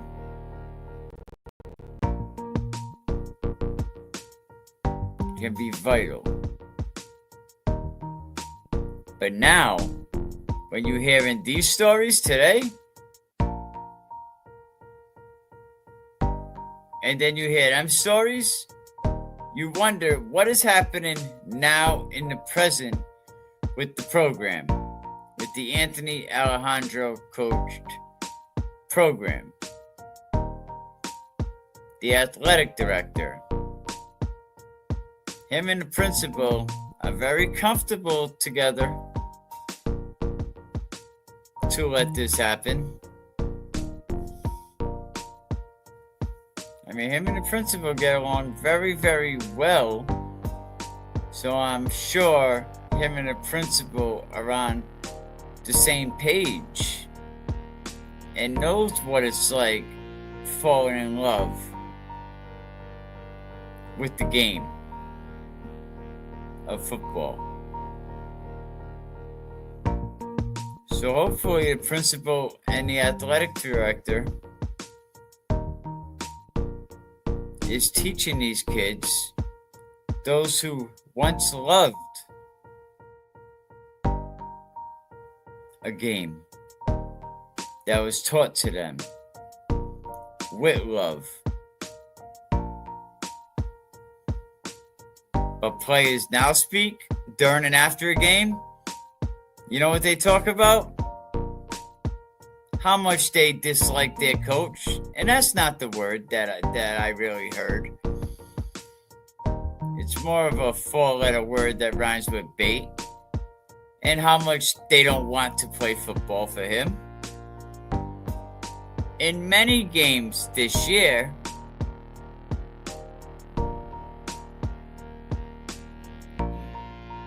people in the stands said you could hear the players speak loudly with anger and defeat.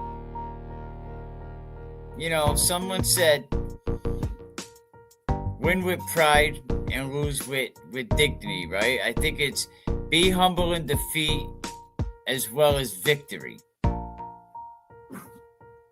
If I got that wrong, I apologize, right?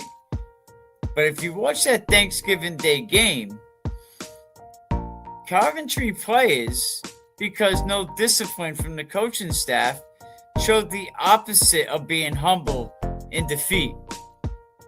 Right? There was about 3 minutes left on the clock. Cheap shots are going, pushing, swearing. And I didn't see any of the coaches attempt to stop it. little to no resistance to the Coventry players. Now, the radio announcer, Parenti, shout out to him, he'll tell you that the game was canceled due to weather. But that wasn't the truth. The truth was the game was canceled because it was getting a little chippy. Now, we really can't blame the kids. The coaches should have got a hold of that. Long ago, when it started getting really chippy, and this is what I mean, the character. You got to have character to be a coach. And when parents have concerns about how a program can have, what they have, how many kids, 50, 60, who knows, 70, 80 kids, I don't know. But when you have as many kids as Coventry had going into the season, and you're finishing at best with 30, that's a problem. During after a lot of games this season, you could hear players saying, I don't like this guy. And that's not the word they were using. It was another 4-letter word. I dislike this guy. And he is the worst. This is what it's saying. And I'll put a screenshot of it.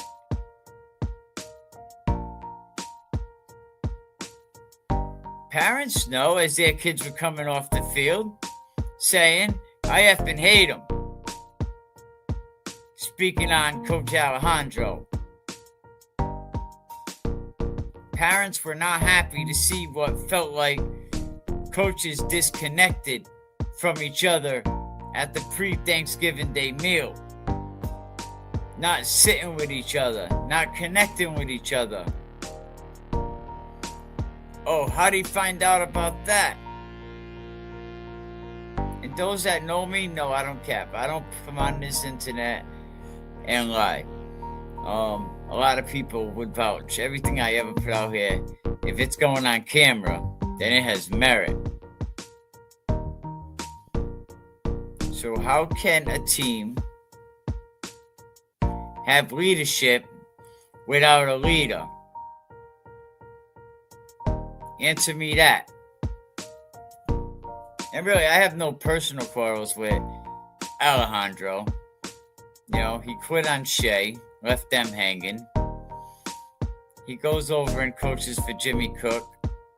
Mainly a running program. He's a quarterback coach. They don't even throw the ball. Go figure.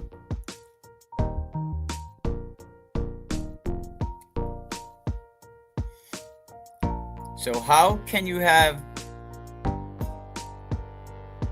leadership and you have no leader?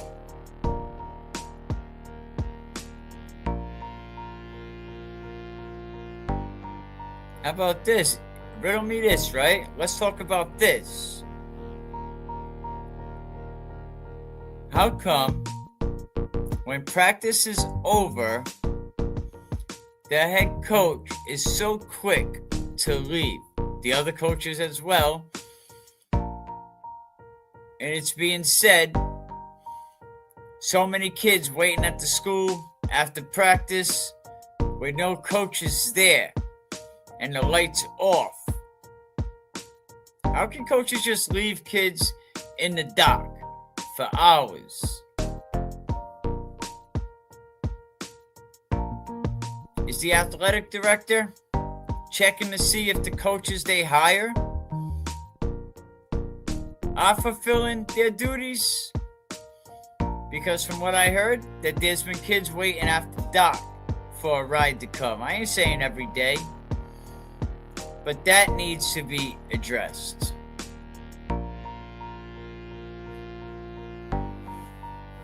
And of course, you're going to deny it, you know, this and that. There'll be people that are going to, you know, and I hope people step up and tell the truth.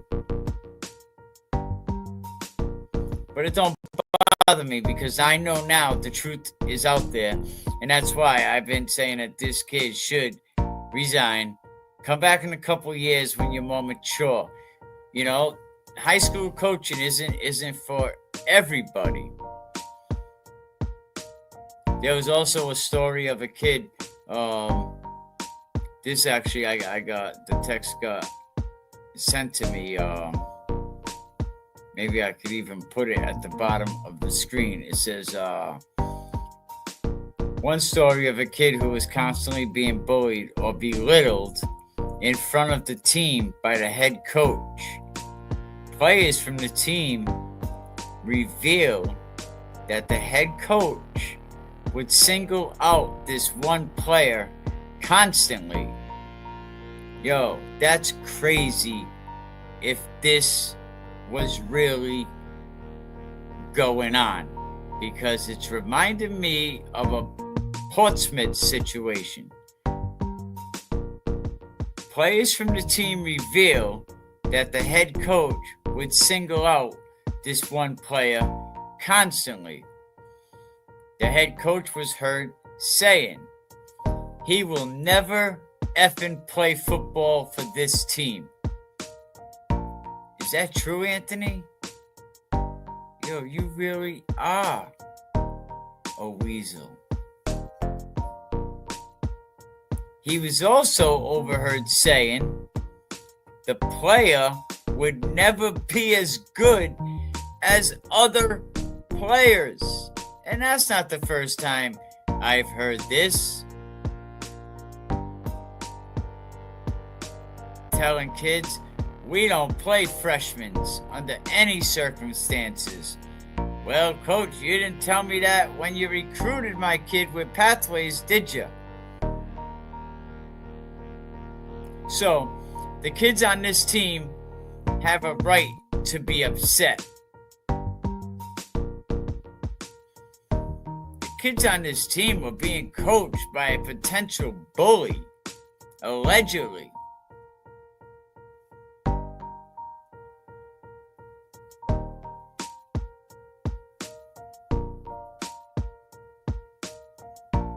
As an outsider, it's been tough to look into the eyes of young men and parents who had such love and passion for the game of football. It doesn't seem like any change will ever come. Back to being the 2000 to 2017 Okies. Back to being the favorite pick for homecoming games. Back to being the team who lost to West Warwick on an average by 35 points. But the trophy is now gone. And the trophy is now sitting back in the Wizards' glass case.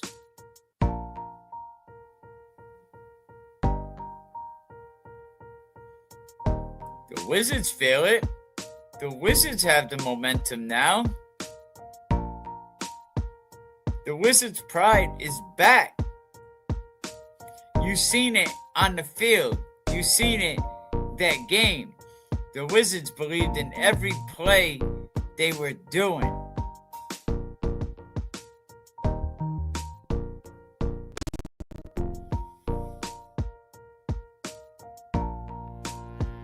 I'm not even sure if that trophy has to be worried about leaving West Warwick anytime soon, especially with coaches like Alejandro around. But he's going to resign because he knows it's the best thing to do. And it's going to be, just come back later. Come back another time. Get more experience. What have you done in a high school level setting that qualified you to be a head coach? Because we talked to Dino Ashe and see if Dino keeps it real. What was the real story? You were carrying a blank clipboard around Ashe. What was on that clipboard? They gave you a lot of you had some important documents on that. But there was a reason you skeeted out of there. There was a reason you promised that program. They needed you. Shea needed you to make whatever they wanted to work with Dino. And where were you? Oh.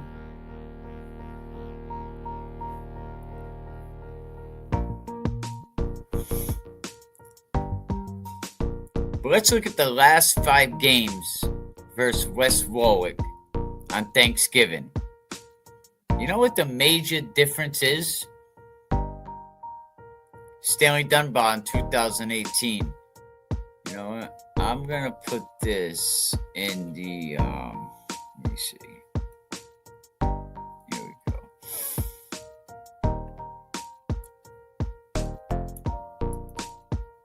I'm going to put this down at the bottom of the screen.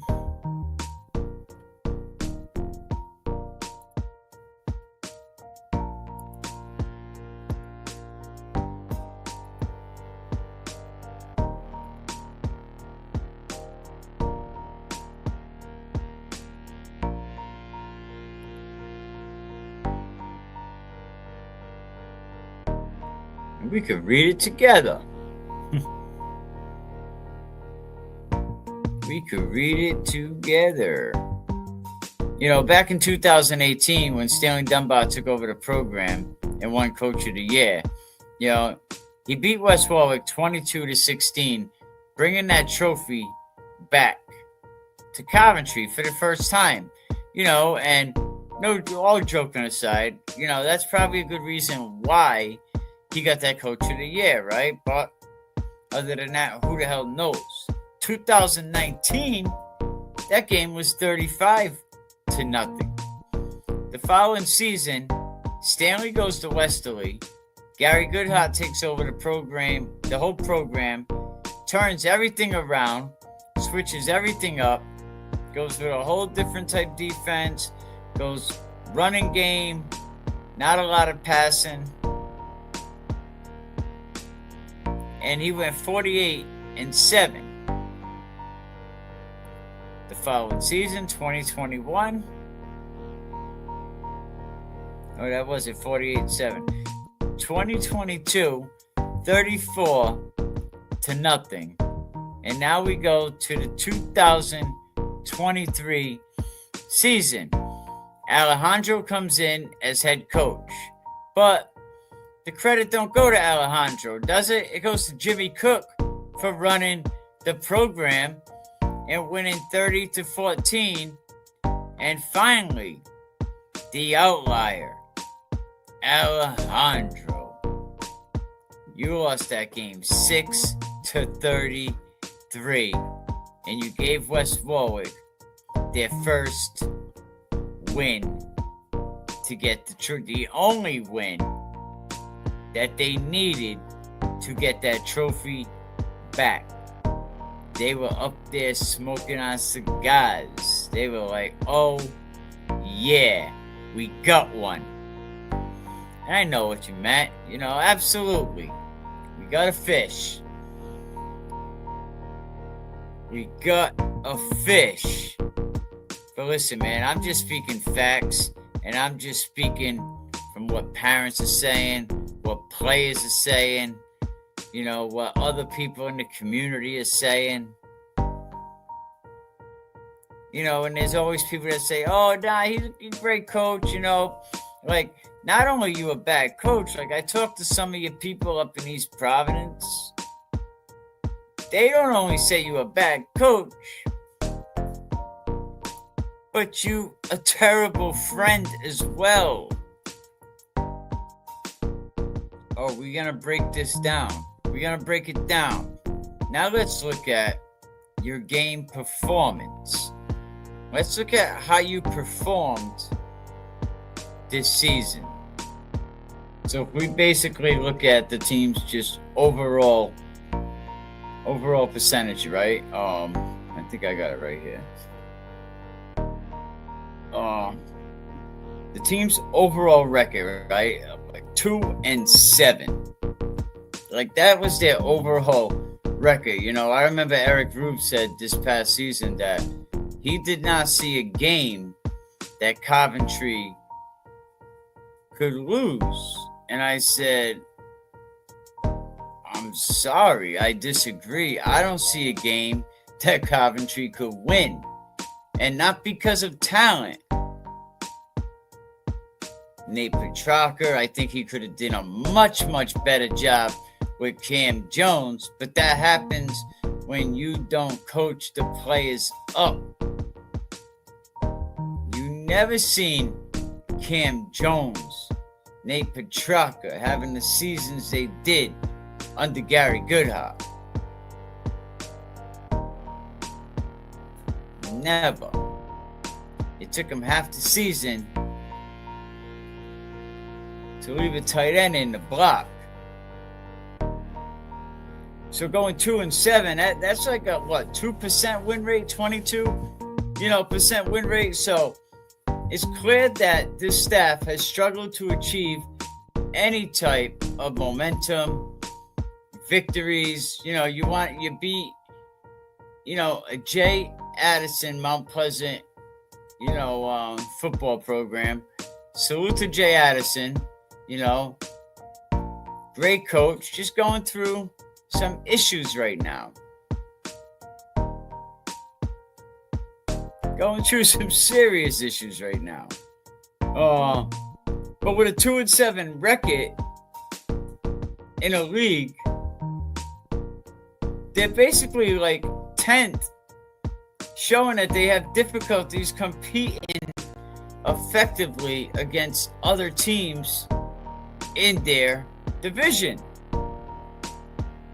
If you look at their away game record, 1-6. This highlights challenges in performing well outside their home environment, preparing, watching film, teaching the kids how to recognize the difference between a zone, man. What type of defense are you going to use here? Getting the kids' skills better.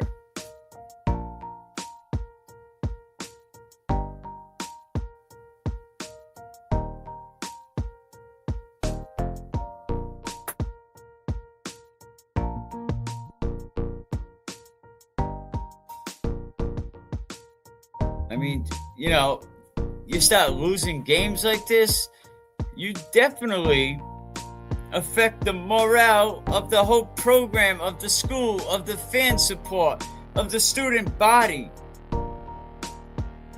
And the team's performance against significant competitors suggests a lack of progress, no strategies, no preparation. You can't have preparation when you're canceling practice, Anthony. When you're closing the gym and you're not even have 100% more credible. Shout out to you. Absolutely. When you can't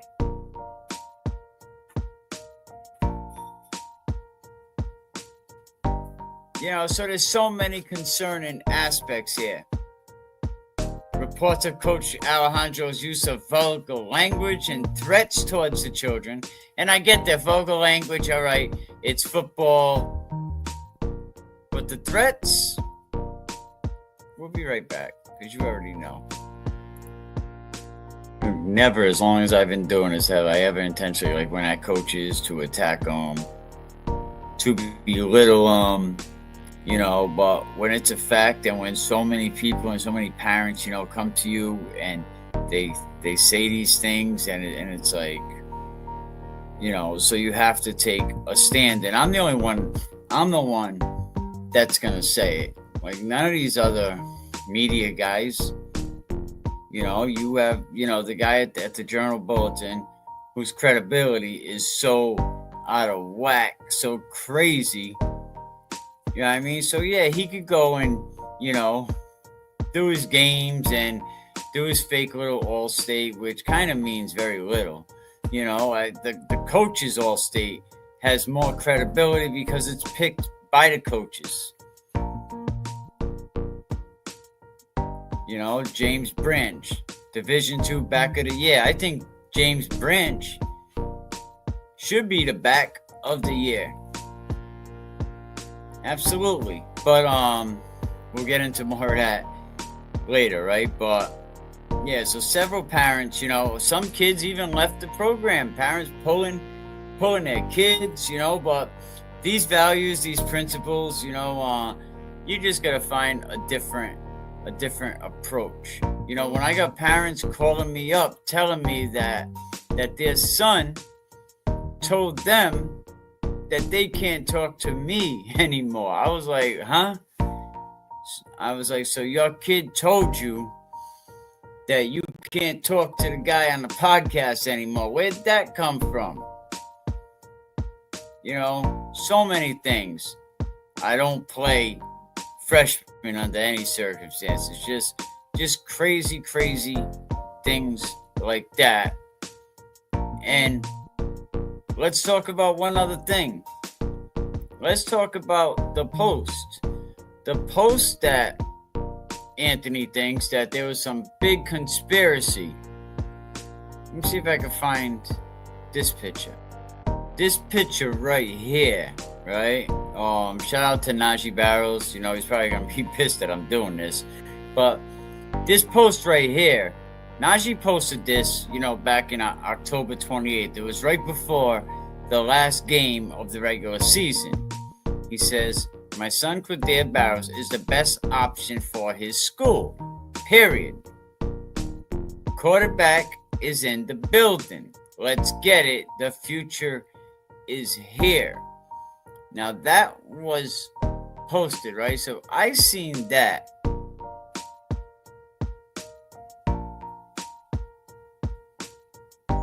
And I took that as basically, oh, maybe Najee's saying something. Let me give the little guy a little inspiration. So I did a post saying, you know, Anthony, well, since you said, you know, you recruited this kid, you brought him in for Pathways because he's your future. That's why you brought him in. That's what you said, right? You said you brought him in because he's your future.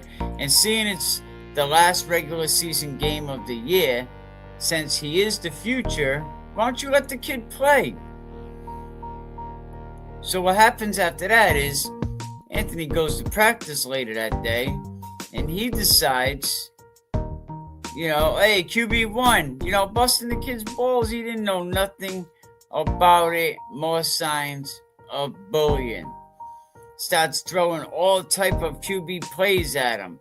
Oh, you think you're the starter? You think you're the starter? And then the other coach, I think, did it. You think you're the starter and the kid had no idea what he was talking about. So he calls his dad. He's like, Dad, you know, blase, blah, this or that. And Najee's like, I'll take care of it.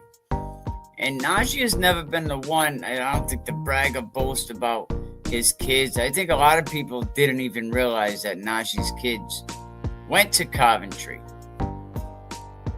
Right? I don't think he realized that. So, you know, so he made a big deal about it, you know, and anybody can ask Najee if you don't believe it. Ask Najee his experiences watching the team this year. Poor Cameron Jones had to get hurt before another kid can come in and play. You seen he was struggling. Why didn't you coach Cameron Jones up?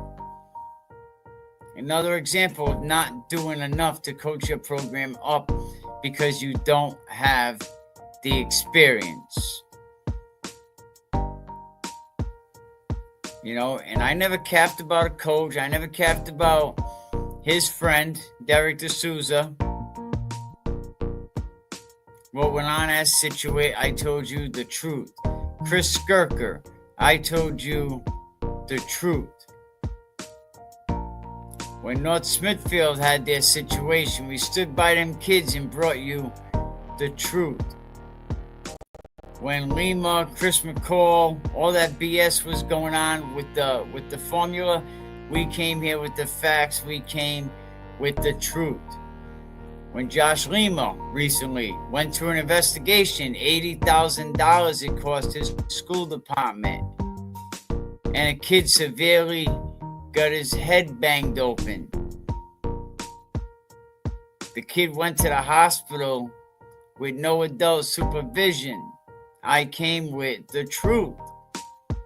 So anytime I'm up here on this camera, you may not like it, what I have to say, but I'm coming with the truth. And the truth is, Coventry needs a new system. They need a new coach for sure. Anthony can go over there at Cranston East and be with Papa Cook. That's the bad guy. Bad guy. Bad guy. That's the bad guy. That's the bad guy.